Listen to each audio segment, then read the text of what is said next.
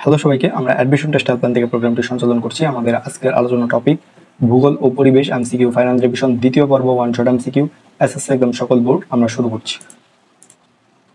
বায়ুতে carbon die অক্সাইডের পরিমাণ শতকরা কত? উত্তরটি হচ্ছে ঘ 0.03 ভাগ। সাতপুরা কোন ধরনের পর্বত? উত্তরটি হচ্ছে খ চ্যুতি স্তূপ। গ্রাফাইট কোনটির রূপান্তরিত রূপ? উত্তরটি হচ্ছে ঘ কয়লার। ভূত্বক গঠনকারী শিলাসমূহের অবস্থান ও গঠনের উপর ভিত্তি করে কোন ধরনের মানচিত্র তৈরি করা হয়? উত্তরটি হচ্ছে খ ভূতাত্ত্বিক মানচিত্র। যেসব প্রক্রিয়ায় ভূমিরূপের ধীর পরিবর্তন হচ্ছে তাদেরকে প্রধানত কয়টি পর্যায়ে বিভক্ত করা যায়? উত্তরটি হচ্ছে ক 2টি। পৃথিবীর শতকরা 3 ভাগ পানি রয়েছে। 1 গাছপালা ও প্রাণী জগতে, 2 মাটি বরফ ও জলাশয়ে, 3 বাতাস নদ নদী ও মাটির নিচে। নিচের কোনটি সঠিক? সঠিক উত্তরটি হচ্ছে গ 2 ও 3। 2 হচ্ছে মাটি বরফ ও জলাশয় এবং 3 হচ্ছে বাতাস নদ নদী ও মাটির নিচে। কোন মণ্ডলে বায়ু স্তর অত্যন্ত হালকা? উত্তরটা হচ্ছে গ তাপমণ্ডলে বায়ু স্তর অত্যন্ত হালকা। নিচের কোনটি একটি মাত্র মৌল দ্বারা গঠিত?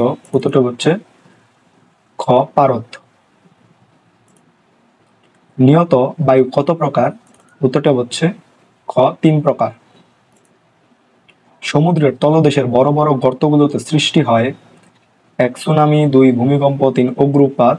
নিচের কোনটি সঠিক? সঠিক উত্তরটা হচ্ছে গ 2 ও 3। 2 হচ্ছে ভূমিকম্প এবং 3 হচ্ছে অগ্নুৎপাত। বদ্বীপ সমভূমি দ্বারা বেষ্টিত অঞ্চল কোনটি? উত্তরটা হচ্ছে ঘ ফরিদপুর। সবচেয়ে গভীরতম খাদের গভীরতা প্রায় কত মিটার? উত্তরটা হচ্ছে ক 10,870 মিটার প্রায়। শস্য, শিল্প ইত্যাদি কোন মানচিত্রে দেখানো হয়? উত্তরটা হচ্ছে খ বন্টন মানচিত্রে। গ্রাফাইট কোন শিলার উদাহরণ? উত্তরটা হচ্ছে ঘ রূপান্তরিত শিলা। উত্তর পূর্ব অয়ন বায়ু ঘন্টায় প্রায় কত কিলোমিটার বেগে প্রবাহিত হয়? উত্তরটা হচ্ছে গ 16 কিলোমিটার বেগে। পৃথিবী ও এর অধিবাসীদের বর্ণনাই হলো ভূগোল উক্তিটি কার? উত্তরটা হচ্ছে গ অধ্যাপক ড্যাডলি স্ট্যাম্পের। বরেন্দ্র ভূমি কিভাবে সৃষ্টি হয়েছে? উত্তরটা হচ্ছে ক বিভিন্ন প্রাকৃতিক শক্তির দ্বারা ক্ষয়ক্রিয়ার মাধ্যমে। মরুভূমিতে দিনে প্রচণ্ড গরম এবং রাতে প্রচণ্ড শীত হওয়ার পিছনে জলবায়ুর কোন নিয়ামকটি অধিক ভূমিকা রাখে? উত্তরটি হচ্ছে খ মাটির গঠন। ভিক্টোরিয়া হ্রদ কোথায়? উত্তরটি হচ্ছে গ কানাডায়। ভৈরব কোন নদীর শাখা নদী? উত্তরটি হচ্ছে ক পদ্মা নদীর শাখা নদী। শিরোক্ষ কোন ধরনের বায়ু? উত্তরটি হচ্ছে খ স্থানীয় বায়ু। মহাকাশ থেকে যেসব উল্কা পৃথিবীর দিকে ছুটে আসে বায়ুমণ্ডলের কোন স্তরে এসে পুড়ে যায় সেগুলোর অধিকাংশই? উত্তরটা হচ্ছে গ মেসোমণ্ডলে। ইনিসা জাপানে গিয়ে ফুজিয়ামা পর্বতটি দর্শন করলো। ইনিসা কোন জাতীয় আগ্নেয়গিরি দেখলো? উত্তরটা হচ্ছে খ সুপ্ত। ঊর্ধ্ব গুরুমণ্ডল কত কিলোমিটার পর্যন্ত বিস্তৃত? উত্তরটা হচ্ছে ক 700 কিলোমিটার পর্যন্ত বিস্তৃত। পরিবেশ কত প্রকার? উত্তরটা হচ্ছে ক পরিবেশ 2 প্রকার। তথ্য উপাত্ত নিরীক্ষা? উত্তরটা হচ্ছে খ সংখ্যাতাত্ত্বিক ভূগোলের অংশ। জাপান উপকূলে প্রচুর মাছ পাওয়া যায় কেন? উত্তরটা হচ্ছে ক অগভীর মগ্নচড়া থাকায়। খামশিন কি? উত্তরটা হচ্ছে ক স্থানীয় বায়ু। বাংলাদেশের সর্বোচ্চ শৃঙ্গ তাজিংডং কোন জেলায় অবস্থিত? উত্তরটা হচ্ছে খ বান্দরবান জেলায়। চুনা পাথরের বৈশিষ্ট্য হলো 1 অন্তরীভূত শিলা, 2 নরম ও হালকা, 3 সহজে বাধাগ্রস্ত হয়। নিচের কোনটি সঠিক? সঠিক উত্তরটা হচ্ছে গ 2 ও 3। 2 হচ্ছে নরম ও হালকা এবং 3 হচ্ছে সহজে বাধাগ্রস্ত হয়। শীতকালে সিলেট এলাকায় কোন বায়ুর প্রভাবে বাতাসের আর্দ্রতা সর্বনিম্ন থাকে? উত্তরটা হচ্ছে ঘ উত্তর পূর্ব মৌসুমী বায়ুর প্রভাবে। মেসোমণ্ডলের বৈশিষ্ট্য কোনটি? উত্তরটি হচ্ছে ক, বায়ুর সকল স্তরের মধ্যে সবচেয়ে কম তাপমাত্রা ধারণ করে। সমাক্ষ রেখার বৈশিষ্ট্য হচ্ছে এক, রেখাগুলো পরস্পর সমান দূরত্বে অবস্থান করে। দুই, পূর্ব পশ্চিমে বেষ্টন করে আছে।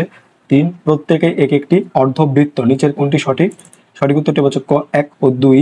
এক হচ্ছে রেখাগুলো পরস্পর সমান দূরত্বে অবস্থান করে এবং দুই হচ্ছে পূর্ব পশ্চিমে বেষ্টন করে আছে।